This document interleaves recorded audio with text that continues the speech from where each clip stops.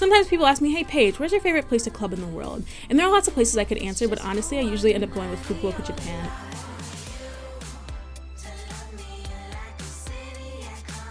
Fukuoka is a lovely place. I recommend you visit there outside of the clubs, but I think there's one like particular night that made it stand out to me the most. So my friend and I decided to go to Fukuoka by ferry because we were living in Korea at the time and it was just like a short ride away. So we are not planners. Neither of us are planners. And what happens when you have two planners going on a trip is that nothing gets planned. So we end up getting there at night and we're super hungry, but we didn't plan a place to eat.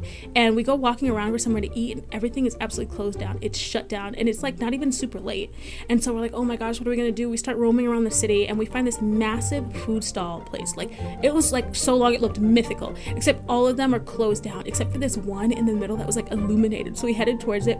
We found a place with like people from all over the world who were just chatting. We were talking with them the whole time, and so the food was absolutely delicious. And so we asked, hey, where can we go clubbing? Because we weren't super pressed about clubbing because I think it was like a Tuesday night and it was also raining really hard, but we were going to try if we could. So we got the recommendation from the guy who worked the stall who was really hot, and obviously you follow people who are hot's recommendations. So we went to this place that he recommended. I think it was called Ibiza. I don't remember though for sure. I might be totally wrong. So we were like, you know what, we're going to do this. We're going to figure it out. So we go out in the rain and it's dark and it's a Tuesday, but we start searching for this place and we end up going and eventually finding it, except the address that we put in was for a clothing store. And we're like, oh my gosh, we just went all across the city and we got to a clothing store. This is like low-key kind of dangerous. We're out here alone at night, don't know what we're doing. But finally we were like, no, you know what, we're gonna try this, we're gonna go for it. So we put in an address one more time and we finally get there. We get to the club. The cover charge is absolutely ridiculous. There's nobody outside of the club at the time. It's totally empty. The streets are dead. But we decided, you know what, you're only gonna be in Fukuoka on a Tuesday night when it's raining once in your life. We gotta try. So we pay the ridiculous cover and we go up to this like shady kind of area. It's like an elevator.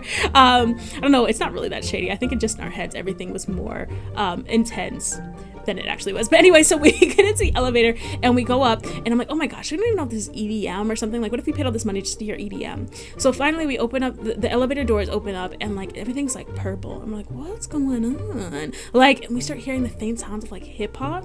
And so we start following the signs of hip hop because here's the thing, guys, the entrance was like a maze. It was literally like designed like a maze. So we start following the signs of hip hop through the maze. It opens up and I tell you, this club is bumping. The whole town was dead, but this club was alive. It was super diverse. People from all over having a good time. Everywhere we'd go, like the DJs were killing it. Everybody was super friendly, buying us drinks. You know, we were buying other people drinks. We went to the bathroom and the girls in the bathroom kept calling everybody, I hope I don't mispronounce this, kawaii. They were calling everybody cute in Japanese who like went into the bathroom, and we were all just like totally having fun. I was like, yeah, that's right. Girls' bathroom is safe everywhere around the world. And so yeah, we had a really good time. And I don't know necessarily if that's gonna happen to you when you go to Fukuoka or if you go to Fukuoka, but it felt a lot like an adventure. And I hope that wherever you go, you find an adventure.